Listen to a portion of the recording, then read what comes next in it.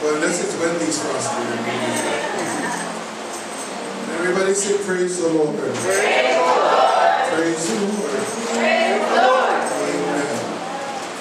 So please bring a gift for gift exchange. We're going to have some funding with the gift exchange. So general rule of thumb, if you don't like it, if you wouldn't want to get it, probably you shouldn't give it.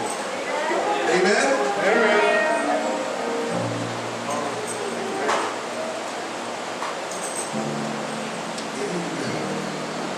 I know we all like cookie corn and cookies. Amen.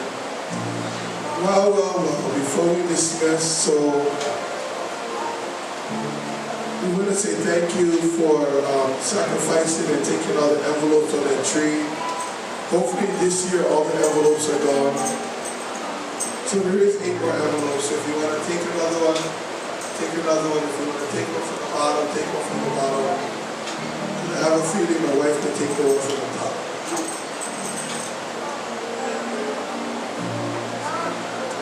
So there's 8 envelopes, so if you feel so moved, grab one. If you don't feel moved, don't grab one. Amen. Well, precious, it's so good to see you back here.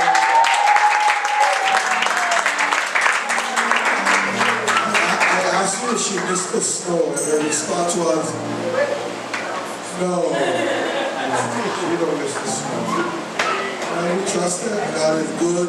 Some of you watching Mercy on Facebook. Amen. Why don't you stand and testify, precious?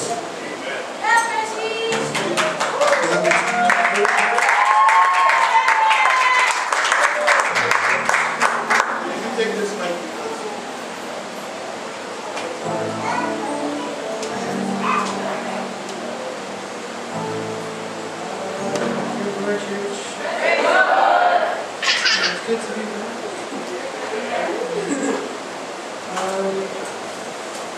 I really just been working for this church and this whole family. So, I didn't realize just how much I depended on you guys until I left. But I'm through the first semester of college.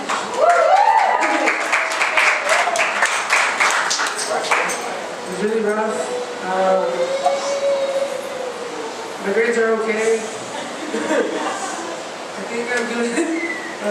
But I really needed to come back home just to refocus myself. There's a lot of new challenges presented in college that I kind of underestimated.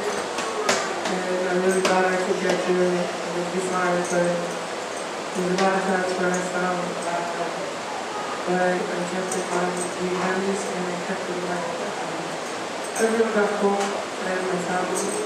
And the reason why I went to college, I wanted to, and I made it through and I came out and I'm not dead. I'm alive, just nobody didn't kill me, I didn't break any bones. I didn't slip. I mean, I slipped once, but I didn't fall on my head. Just good. But I really did miss everybody here, and I'm really glad to be back. And as you guys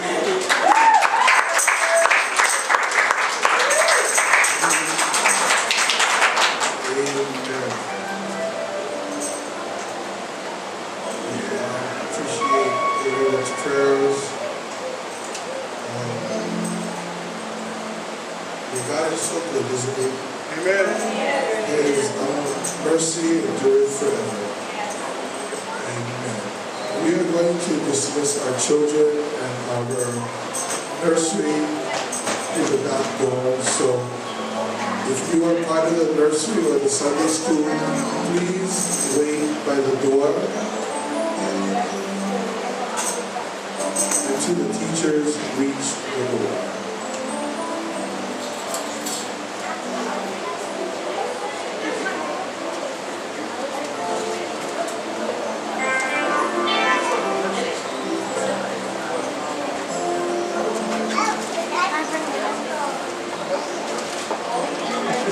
Amen.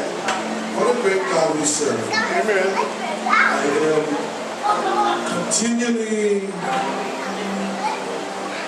bewildered by how good this God is that we serve. Amen. Amen. He continually amazes me at how wonderful, wonderful, wonderful He is. And it might not be because of material possessions, but the fact that I have my sanity amidst all of the things that we have to deal with on a daily basis at times, what a great God He is. Amen. Amen. I'd like to ask you to stand tonight as we turn to John chapter 5, and I'd like to read verse 2.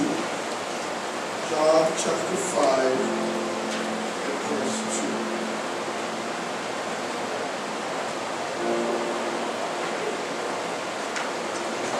John 5 and verse number 2.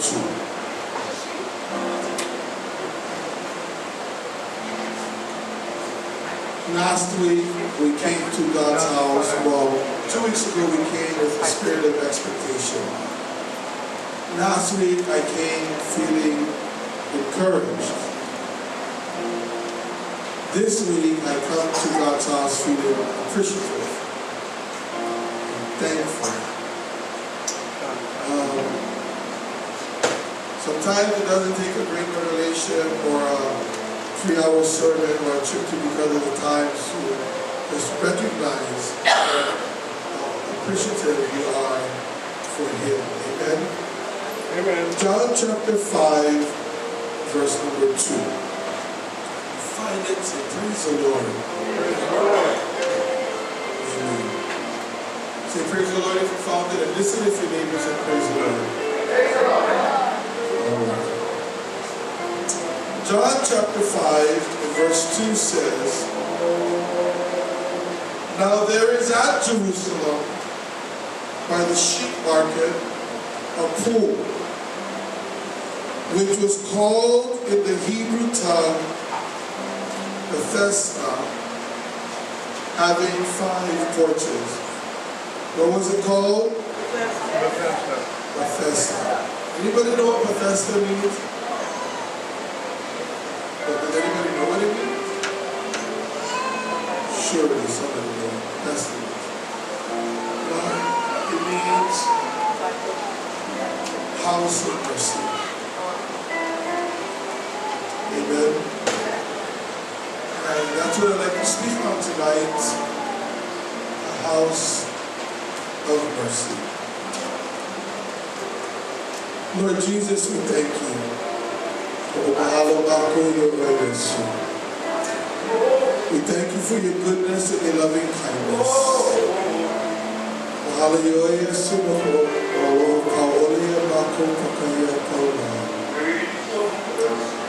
We are thankful to you for all things, Lord. Thank you for your goodness. Thank you for your mercies. Let me never lose sight, God, of abiding under the shadow of the Almighty. We give you all the glory and all the honor tonight. Let the fruit of my lips be praise unto you, Lord God. Let the direction of my mind and my heart, Lord, be one of appreciation, Lord, that there is a house of mercy. Great is your mercy, Lord. And your mercies endure forever. We ask these things in Jesus' name. And everyone say amen. You may be seated tonight.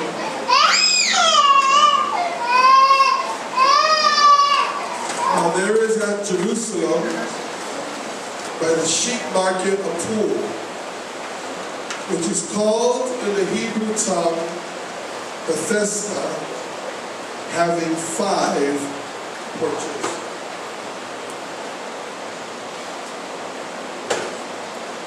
The ruins of the pool named Bethesda is still remains today, and you can see it if you visit Jerusalem. Did you see it, Sister Brenda, when you visited Jerusalem? No, did you see it, Sister?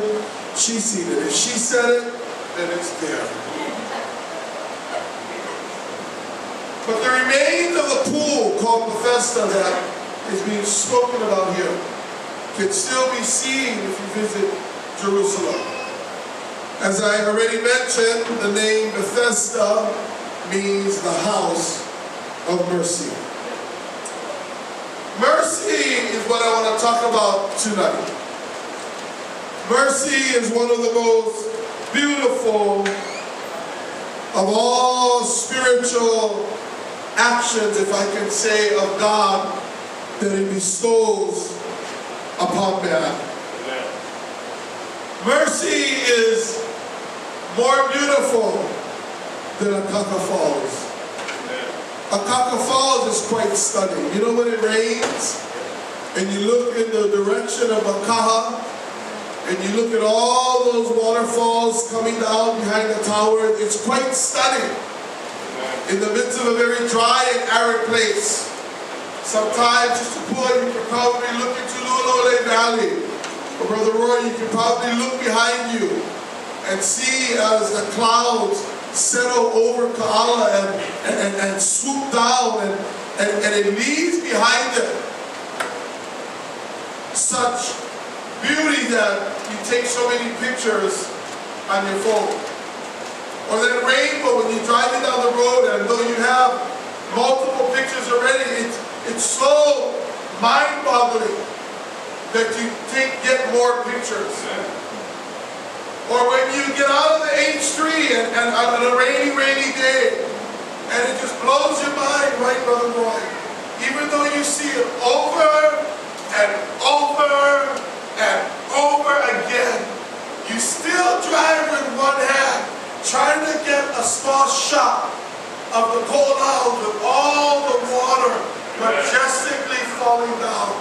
As a little boy, I used to love when it used to rain because it was only in those moments that Haleakala behind McDonald's, that dry brown mountain, would actually have waterfalls that would fall between its crevices. And it would cause streams to flow through the property that we used to go and jump in and play. I'm sure you had streams up in Kariaki where it used to rain that you used to play in. It's so mind-boggling how beautiful this coastline is. If you ever have the opportunity to view the Waianae coast, not from Farrington Highway, but from the Pacific Ocean. If you're able to get on a boat and move about 3 miles away from this coastline and behold the beauty of such a place that you live, it is mind-blowing. It is mind-blowing how beautiful Makua Valley is. It's mind-blowing how beautiful this place is when we look at it from a different perspective. Amen. Amen. Amen. But mercy is more inspiring than that. Amen. We can be mesmerized by the beauty of our ocean. Brother Archie, isn't it just mind-blowing when you go into certain parts of the ocean and you can just see right down? Yes.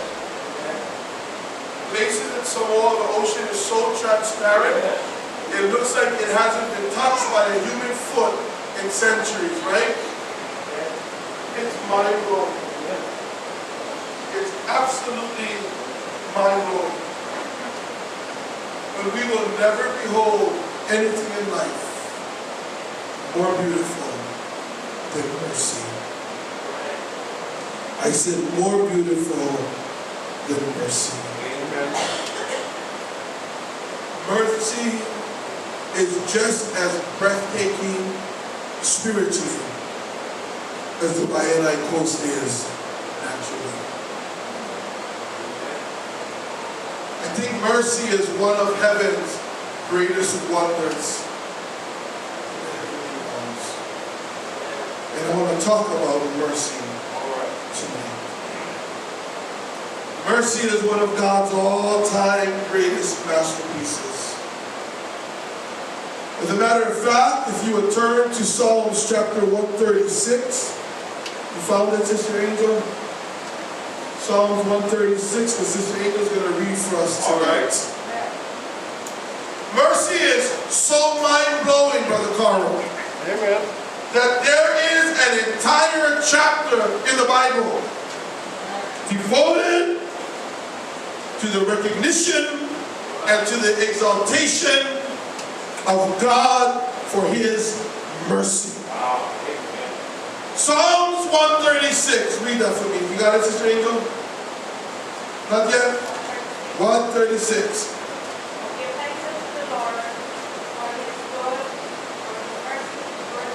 For His what? Read the next one. For His what? Read the next one. Give thanks to the Lord of Lords, for His mercy endureth forever. And the next one. Him who alone doeth great wonders, for His mercy endureth And read the next one. To him that by wisdom made the heavens, for His mercy endureth. And read the next one. To him that stretched out the earth above the waters, for His mercy endureth forever. And the next one. To him that made great lights, for His mercy endureth forever. And the next one. The sun to rule by day, for His mercy endureth forever. And the next one. The moon and stars to rule by night, for His mercy endureth For His what? mercy endureth. And read the next one. For him that fought Egypt in their firstborn, for His mercy endureth forever. And the next One one. out of Egypt from among them, for His mercy endureth forever. And the next one. Strong hand, and when they stretched out arms, His mercy endureth. He said with a strong hand and a stretched out arm, His mercy endureth forever. But we're not done yet in verse 13. Divided the Red Sea into parts, for His mercy He endureth. divided the Red Sea. Why? For His mercy endureth forever.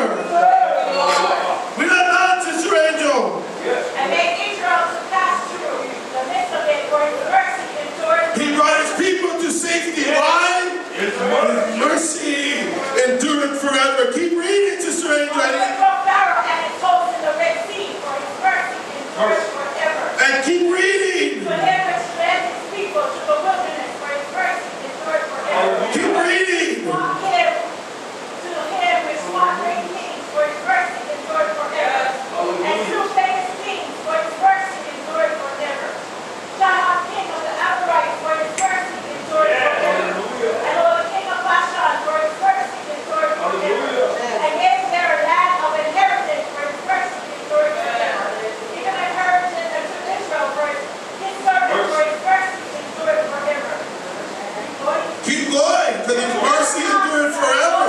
Take for His mercy endureth forever. And have redeemed us from our enemies, for His mercy endureth forever.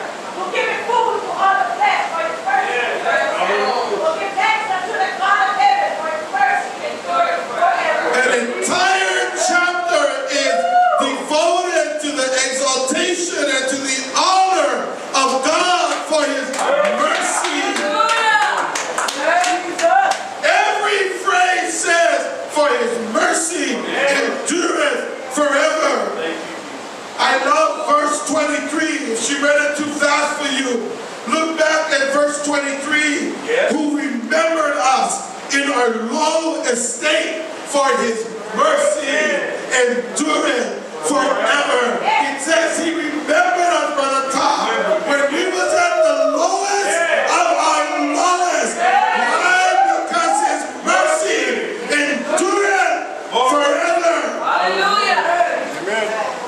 And verse 24, and hath redeemed us from our enemies, because His mercy endureth forever.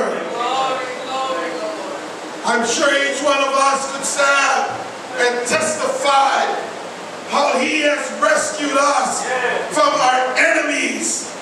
The mercies of God. You and I will never fully fathom in our human mind the mercies of God. But God's mercy reaches beyond our comprehension to pick us up when we're at our lowest, to redeem us and to rescue us when the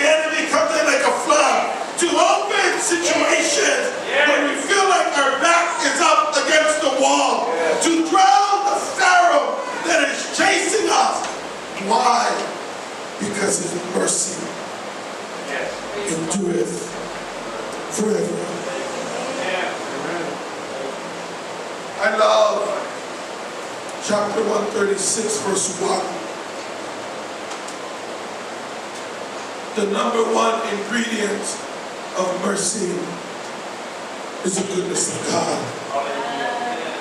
Oh, give thanks unto the Lord, for he is good, for his mercy endureth forever. It is Pentecostals of Waianae because of the innate goodness of God that we have not been consumed, Brother Archie.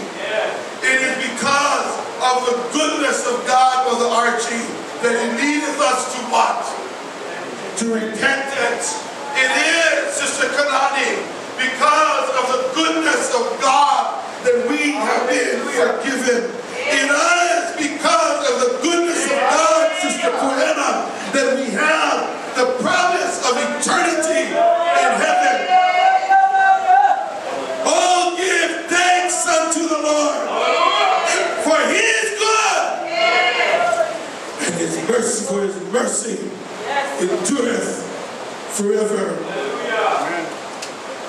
The old song says, I don't know why Jesus loves me. And I really don't. I don't know why he cared. I really don't. But the only antidote that I have, the only answer that I have to that question is his mercy, Sister Waianae. His mercy endureth forever. You might not be swinging from the three-propeller fan today, but his mercy endureth forever. And sometimes we need to be reminded of his innate goodness in our lives and to be appreciative of how good and how great he really, really is. Some feel that mercy is really all up to God, and that we have absolutely no part in the mercies of God. But scripturally, that's not correct, Sister Elizabeth. There are some responsibilities that are placed upon us if we are to receive the mercy from God. Yes. We must humble ourselves. What a gift to receive, humbling ourselves. We must repent. Let's ask God for his mercy. That's why worship service is so profoundly powerful that nobody has to turn your crank, but so powerful. Great are you, Lord. Greatly to be praised. You are so great, God. You are greatly to be praised, God. I came 3 o'clock today, Lord, to just say, great are you, Lord, and greatly to be praised. When I look at this week, great is the Lord. Greatly to be praised. Forgiveness of others who have trespassed against us is also a prerequisite for God's mercy. Humility, repentance, forgiveness, asking God for his mercy are attitudes, church, that attracts the mercies of God to your life. I cannot overtell you how valuable it is to forgive other people. I said, I cannot tell you how important it is to forgive other people. And if they don't make it right with you, it's okay. You just do what you can do, and God will have them to answer for that. But when you forgive them, take it out of your hands. Put it into the hands of God. You cannot afford an ill spirit and attitude to get a hold of your life. There is a man that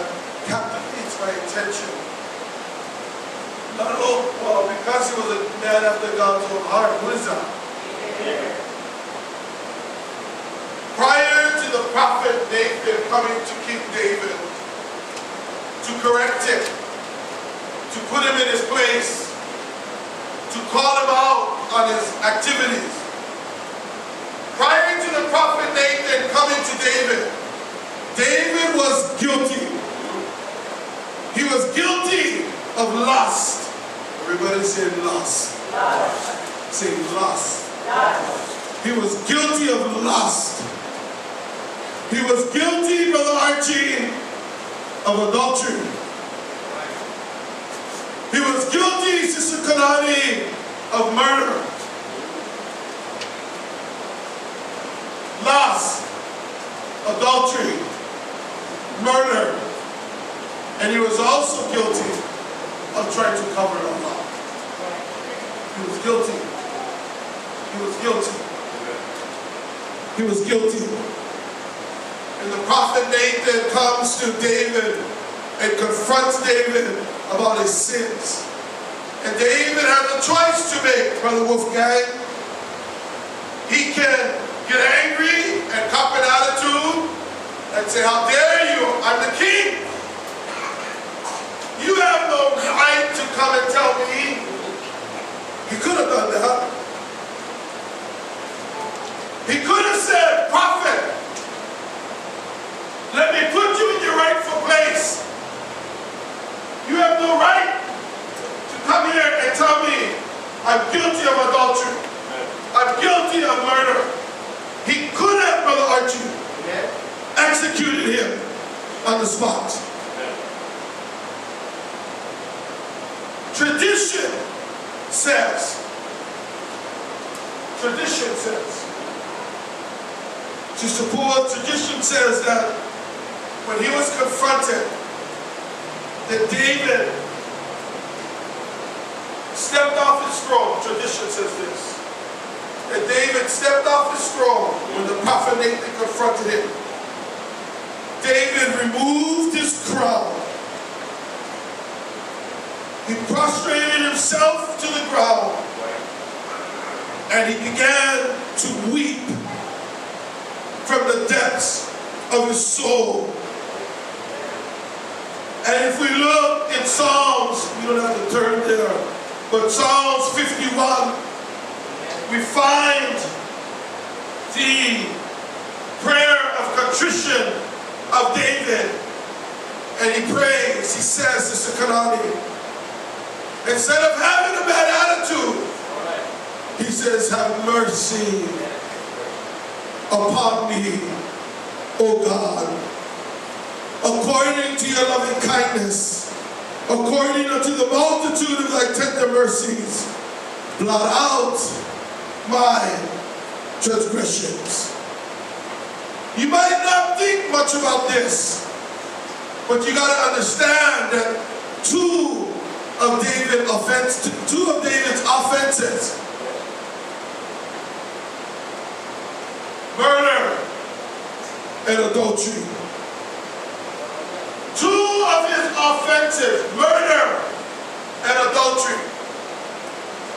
The law called for execution of the guilty.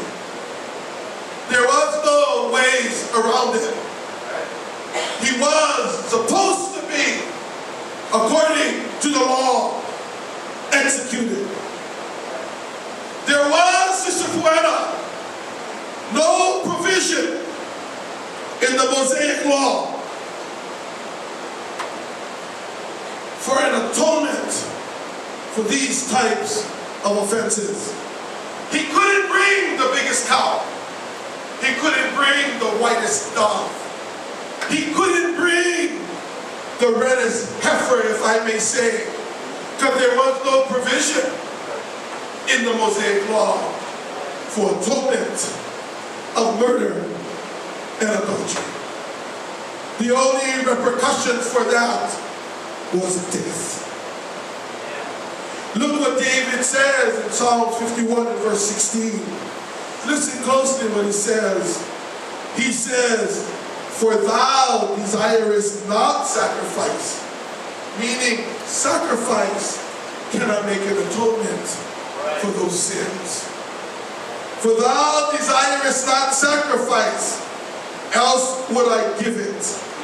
Thou delightest not in burnt offering.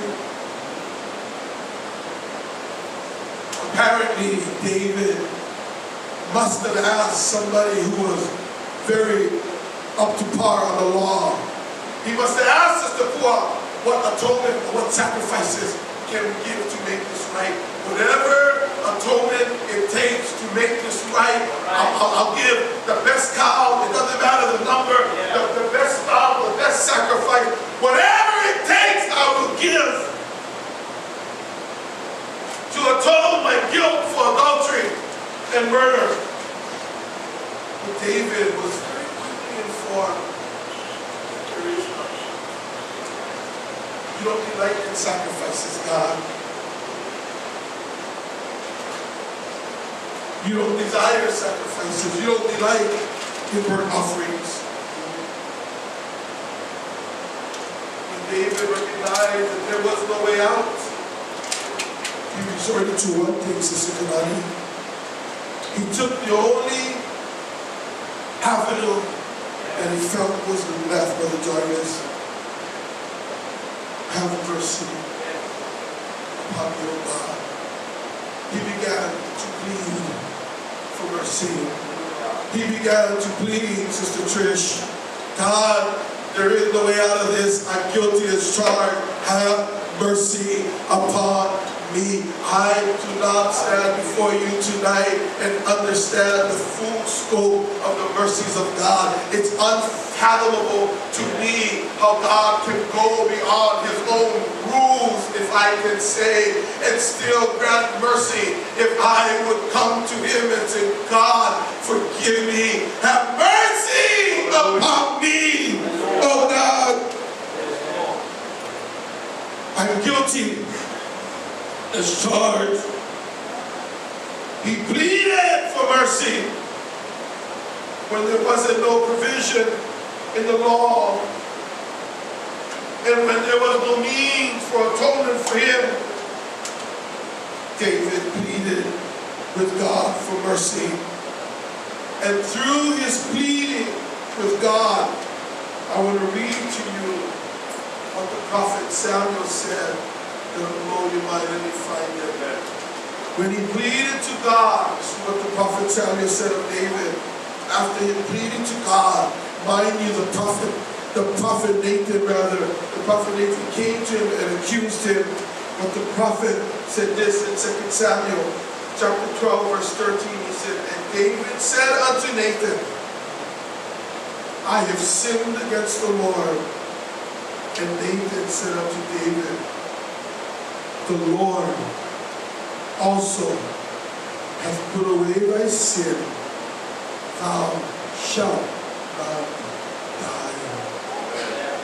Mercy, mercy, mercy. David said, when my feet I will slip, but mercy, mercy.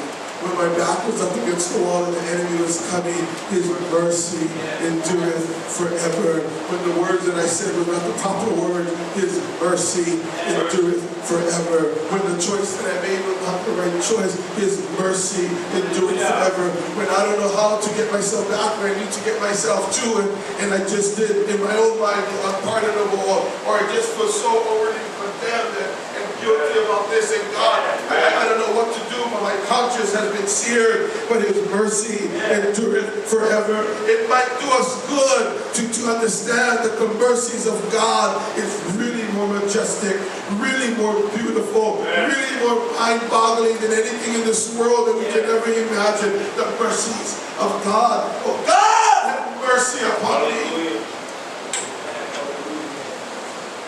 The devil, he loves to hammer people in the head. He loves to make people think that God is up and over with you because of your imperfections. The devil loves to make you think that God is going to cut you out of the fold. He's about up to here with you because of your imperfections. There's a difference between imperfections and hypocrisy. Say imperfections. Hypocrisy. No, not going into detail. Hypocrisy involves a certain level of insincerity. And God will not overlook your insincerity. If you're just shooting out words, it's just words. If you ever found yourself in a place that you just don't know how to say sorry anymore, you don't know any other way to say, God, forgive me. You don't know what other way to fancy up and make it more beautiful, to take care of how you feel about choices and things that you've done and when or whatever the case may be. I found myself on many a time, Sister Kanani, in a place asking God for forgiveness, and all that can come out of my mouth after I say, forgive me, God, is, but Jesus, I love you. Forgive me, God. I love you. I love you. And I don't know what else to do. There's no fasting. There's no praying. There's no nothing that's going to take the place and grant me mercy, God. Forgive me. I got to tell you, you're in a good place when your heart is sincere. I got to tell you, the devil wants to pound in your head all of the imperfections we just mess up over and over and over and over again. I got to tell you, one of the greatest weapons is to stay sincere, because and keep coming back to him and be like David. There might not be no provision. There might not be no way out. There might not be no other door or this and that, but God, oh God, have mercy upon me. And the prophet said, mercy, Brother Archie, was granted to David, even though the result should have been death. But God told me, mercy. You know, there are times in our lives when we feel like we've reached here already. God, I'm praying every week. I'm fasting rather every week. I'm praying and I'm doing what you told me to do. And there's times that I don't know how much more I can consecrate and devote. And I'm doing what I feel I should do. And we still fall short of the mark. And if you fasted this week, you didn't already have, but I know a bunch of you fasting this week, short already have. And we still fall short of the mark. And it feels like, man, I just went through a whole fast and dedicated this unto God. And as soon as 6 o'clock came in at 8, my goodness, I want to work harder than I was before I went into this fast.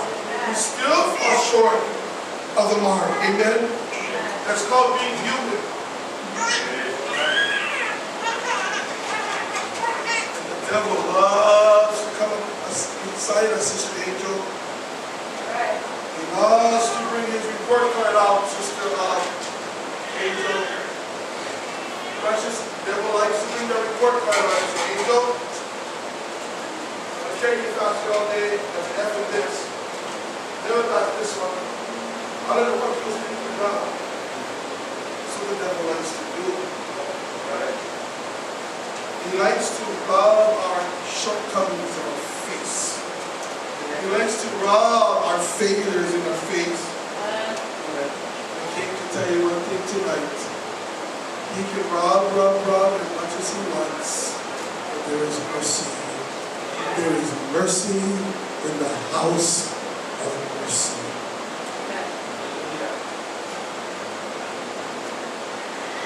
It was Jesus who taught us to forgive, right? He said, don't forgive no less than 490 times.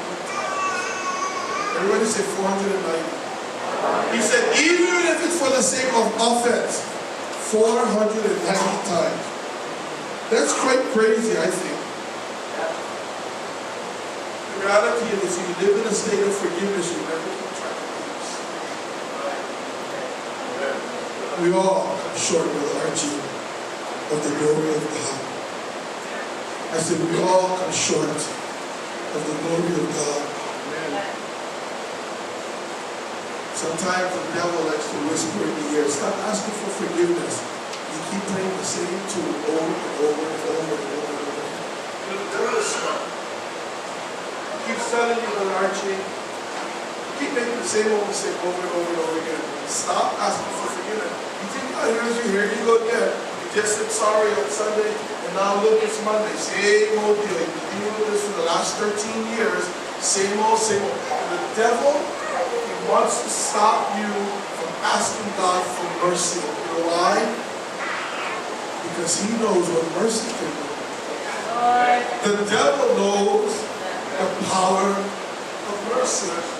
The devil knows, I don't care if he has 490 times, he knows, Brother Archie, if you would just come to God in full sincerity and ask God, have mercy on me, God can turn the tide one more time again. The devil, he thinks he's so smart, but this word of God that we hold in our hand exposes his tactics and his ways for the time. He knows, the devil knows, that as long as you keep asking God for mercy, God is going to keep giving you mercy.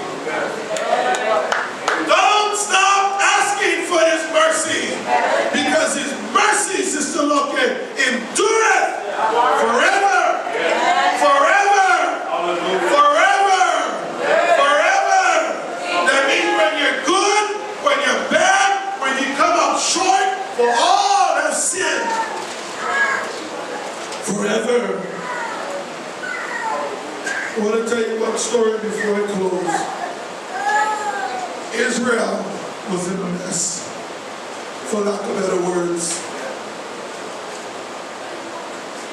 It was to a point that they were going to be annihilated. What is that word if you kill off the whole race? Genocide. Genocide. And the agreement had reached Queen Esther and Mordecai that after 3 days of prayer and fasting, Esther would go directly to the king and appeal to King Ahasuerus. And she would give it her best, she would say, to spare all the Jews. Get rid of mind. She went into prayer and she went into fasting. The laws of the land at that time of the Persian and the Mede empires, Brother Jairus, the law of the land said that if anyone entered the throne room of the king uninvited, they would be executed. Right. You couldn't just come into the throne room and open the door and say, here I am, uninvited. Or you would be executed. And if you did come into the throne room uninvited, the only thing that could spare you was the scepter of the king. Right. The king would have to hold out his royal scepter. Right. And it would spare you for transgressing the law. After 3 days of praying and fasting and seeking God, Esther put herself in her nicest clothing. Yeah. She put herself in her pacifico. She was ready to receive the king. Yeah, right. Yeah. She made her way to the throne room. I don't know what she said. But I can imagine before she walked in the throne room, well, she must have stopped. She must have been nervous. She must have been worried. I mean, you can have faith to move mountains, but you still, she must have. And she walked to the throne room. We don't really know fully what unraveled. But sometimes we go back and we look at some of the traditions, some of the old stories that were passed down from generation to generation.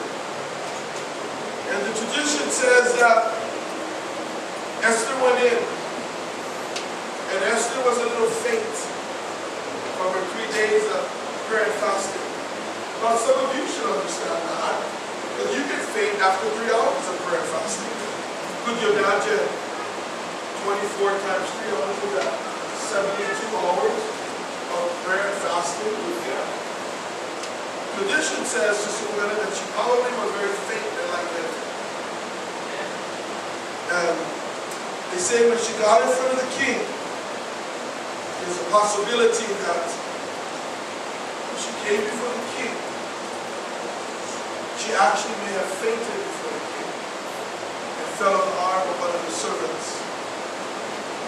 And the king, in his surprise, somehow, some way, whatever happened, I'm sure the favor of God was upon her, but you know, the favor of God can work in mysterious ways. Somehow, somewhere, when you least expect it. Amen. The scepter, right, is held out.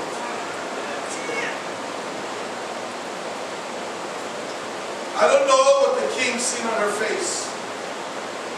I don't know if the king could read the fear on her face. I don't really know.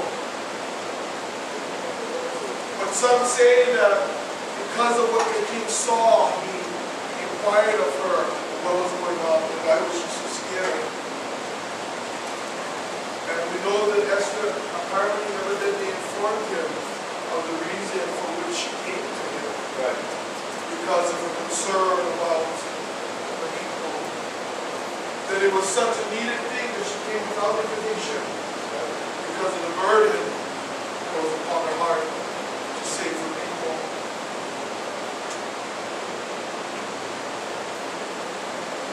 Well, you know the rest of the story. God pardoned her. Even though she came to the throne room, it was the mercies of God that was extended to her. I think this is sometimes how God wants us to feel. That we can enter his throne room and be recipients of his mercy. Sometimes we're afraid, Brother Archie. Sometimes we're overwhelmed. Sometimes it just doesn't make sense, but we somehow find ourselves before his throne room in the darkness.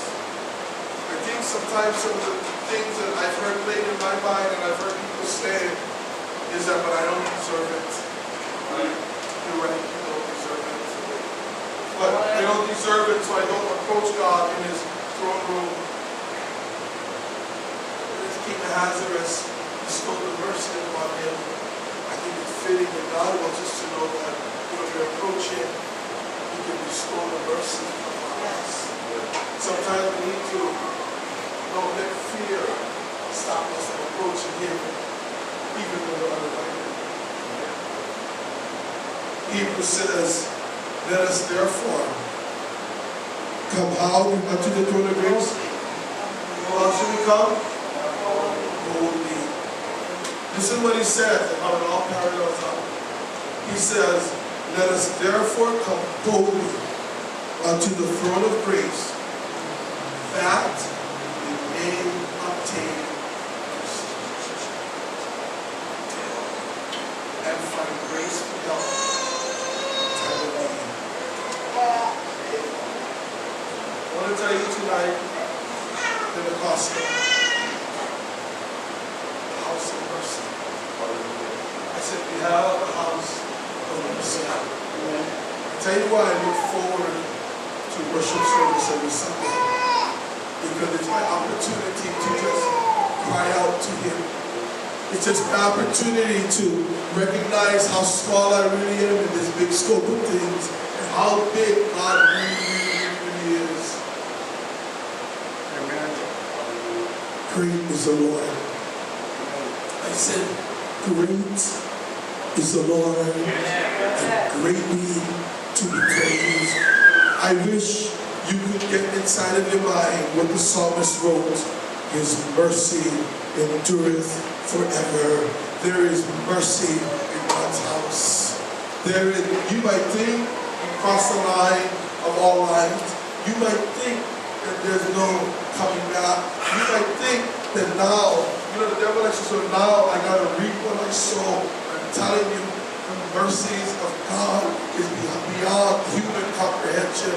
You see all the things he said his mercy can do, and we've not even etched in our situation yet. Tell your neighbor, and you kneel to your mercy. I was listening as we stand tonight. I was listening to this song today. I don't know. I guess I'm just getting old. Amen. You know you're old when you start listening to Merle Ewing. See, some of you don't even know Merle Ewing. But you know you're old when you start listening to Merle Ewing. Sister Kathy, remember Merle Ewing? Yes. And I don't know, I was just listening to him today. And he was singing this song. It says, I'm going to make it. That's what the song said. I'm going to make it. I cannot sing like that. I've got what it takes. He says, I'm going to make it. Mercies of God. The mercies of God. We have access to something that is out of this world. I said, we have access to something. People might proverbially spit on you, think this of you, think that of you. You might think that of you. But I've come to tell you tonight, if you get anything from this Sunday, go stop asking God for his mercy. Go stop coming before God and say, God, have mercy upon me. For all have sinned and fall short of the glory of God. Are you thankful for his mercy? If you are thankful for his mercy, I want you to just lift your hands all over this house. If you are thankful for his mercy, maybe you need his mercy right now all the time.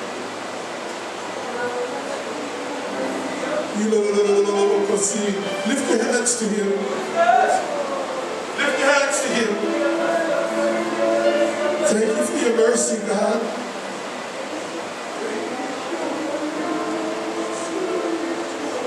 He said you gotta ask. Oh God, have mercy upon me.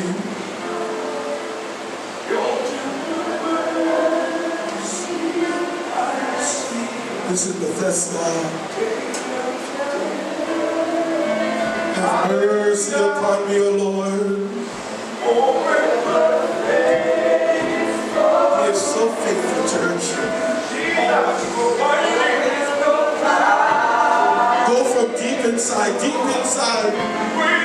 Have mercy upon me, O God.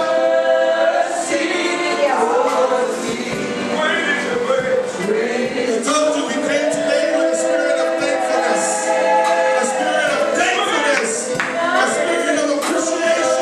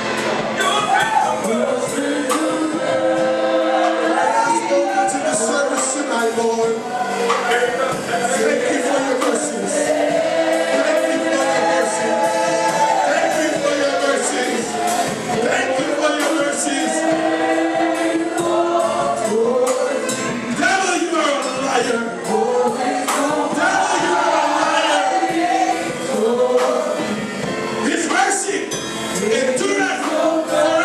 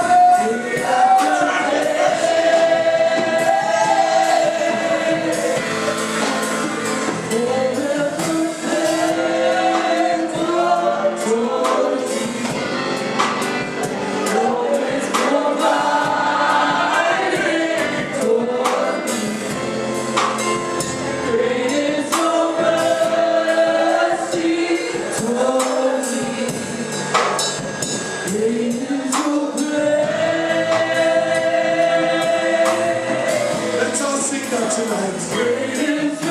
Sing that as a prayer to Him. Great is your mercy towards me. Sing it to Him. Your loving kindness. Your loving kindness towards me. Your tender mercies.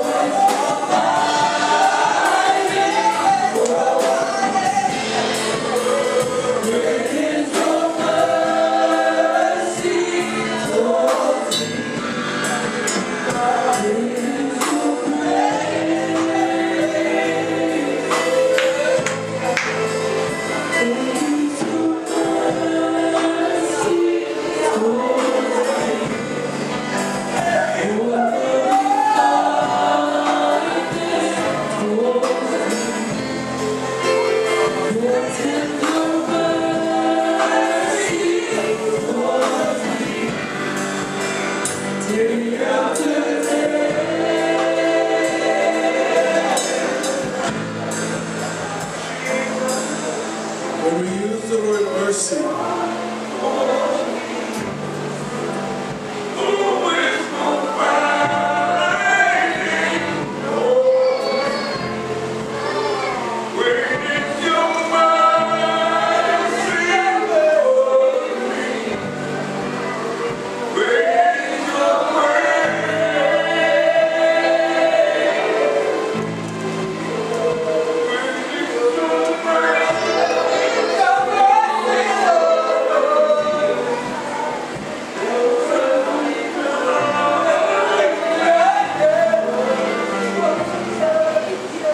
the Hawaiian word for mercy. Actually, what is the one word for mercy? Probably the same as the Hawaiian word. Hawaiians only have one word for mercy. And that is aloha. You know, because aloha, you cannot really explain what that means. We say it means to love, to be loved, hello, goodbye. That's all, but aloha is so much deeper than just love. You look it up in the dictionary. The word for mercy is aloha. Great is His aloha towards me. Some of you understand how strong of a word that means. When you have aloha for somebody, doesn't matter what they did. You still invite them in to eat. When you have aloha for a family member, it don't matter, Brother Roy, if they stole from you last week, but if you really have aloha for them,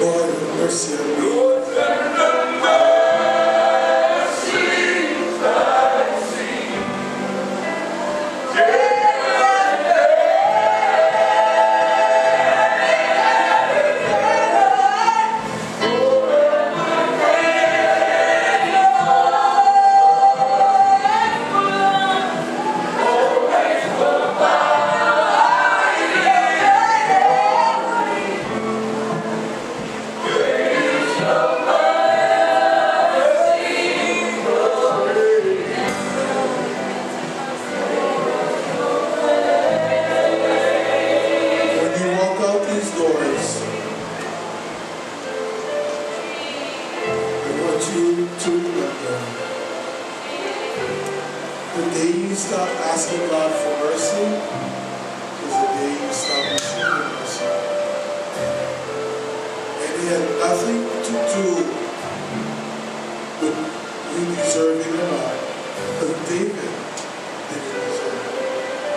David killed a woman's husband. David slept with a woman that wasn't his.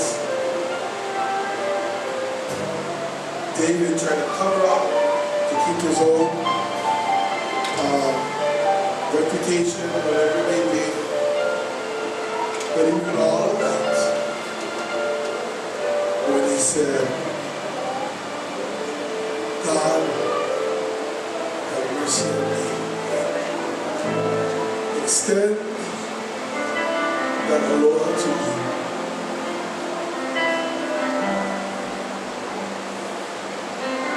And it wasn't rejected. Never stop asking God for mercy. Amen? Amen. Tell yourself, whatever your name is, Michael, never stop asking God for mercy. He is such a great God. I said he's such a great God. He's such a great God. Sister Trish, he is such a great God. Sister Elizabeth, he's such a great God. He's such a great God, Brother Wolfgang. He is such a great God. As the praise team sings, be blessed. Please remember next week Sunday to bring your offerings. If for some reason you are really not financially able, then you could figure out how to turn it in later. He is such a great God. If you can, grab another envelope. Let's get rid of the 8 on the tree. He is so great. God bless.